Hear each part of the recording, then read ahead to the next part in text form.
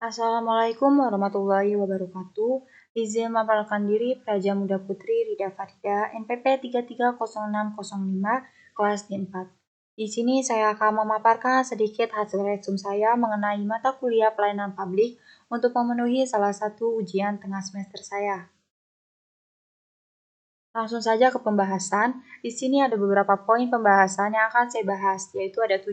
Yang pertama, pengertian pelayanan publik. Yang kedua, tujuan dari pelayanan publik. Yang ketiga, tuntutan dari pelayanan publik. Yang keempat, dari tujuan pelayanan publik.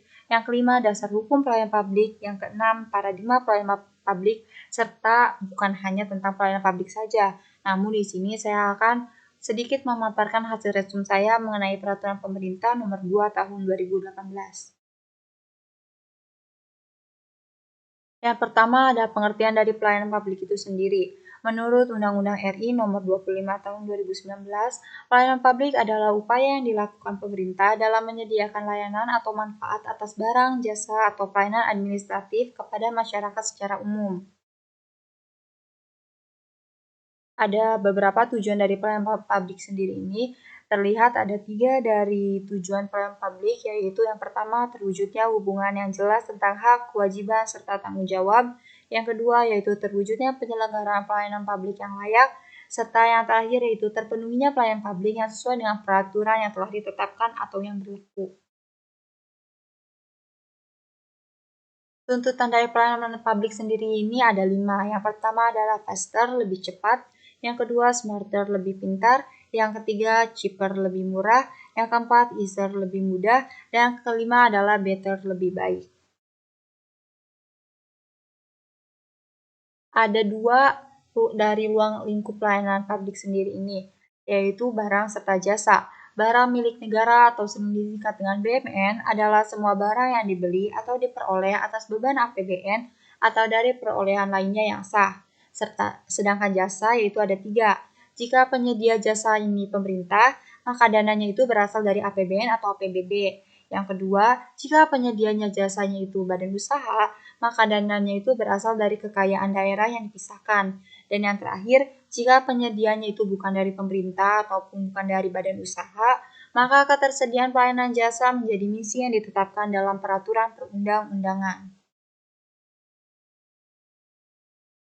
Ada 3 dasar hukum yang tertuang dalam peraturan perundang-undangan lingkup pelayanan publik. Yang pertama yaitu Undang-Undang Nomor 25 Tahun 2019 membahas tentang pelayanan publik. Yang kedua yaitu Peraturan Pemerintah Nomor 29 Tahun 2012 membahas tentang pelaksanaan undang-undang. Dan yang terakhir yaitu atau yang akan saya bahas ini yaitu Peraturan Pemerintah Nomor 2 Tahun 2018 tentang standar pelayanan minimal. Ada 3 paradigma pelayanan publik atau masa-masa dari pelayanan publik ini, pelayanan publik sendiri ini, yaitu yang pertama OPA atau Old Public Administration, yang kedua itu ada NPA atau New Public Administration, dan yang ketiga adalah NPS atau New Public Service. Peraturan Pemerintah RI Nomor 2 Tahun 2018.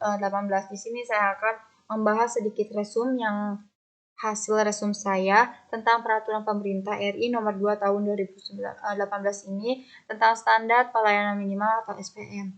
Sejak berlakunya Undang-Undang Nomor 23 ini, pengertian SPM secara tekstual itu memang tidak berubah, yaitu bahwa SPM adalah ketentuan mengenai jenis pelayanan dasar dan mutu pelayanan dasar yang berhak diperoleh setiap warga negara secara minimal. Namun terdapat beberapa perubahan mendasar dalam pengaturannya mengenai jenis pelayanan dasarnya, mutu pelayanan dasar, kriteria penetapan SPM, serta mekanisme dari penerapan SPM itu sendiri. Nah, masih membahas tentang Peraturan Pemerintah Republik Indonesia Nomor 2 Tahun 2018, makna dari pemerintahan daerah menurut Undang-Undang Nomor 23 Tahun 2014 tentang pemerintahan daerah tidak hanya pada daerah kabupaten dan kota, namun juga pada daerah provinsi. Maka SPM tentu juga harus dimaknai tidak hanya menjadi tanggung jawab pemerintah daerah, kabupaten atau kota saja, tetapi juga menjadi tanggung jawab pemerintahan daerah provinsi itu sendiri. Nah, yang terakhir yang akan saya bahas dari Peraturan Pemerintah RI Nomor 2 Tahun 2018 ini adalah Peraturan Pemerintah ini mengatur mengenai prinsip-prinsip penetapan dan penerapan SPM.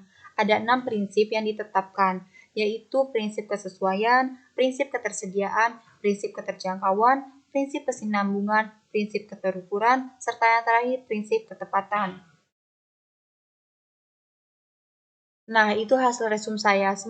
Semoga saja hasil resum saya ini dapat memberikan manfaat bagi diri saya sendiri serta untuk orang lain. Mungkin itu saja yang dapat saya sampaikan. Kurang lebihnya mohon maaf. Wassalamualaikum warahmatullahi wabarakatuh.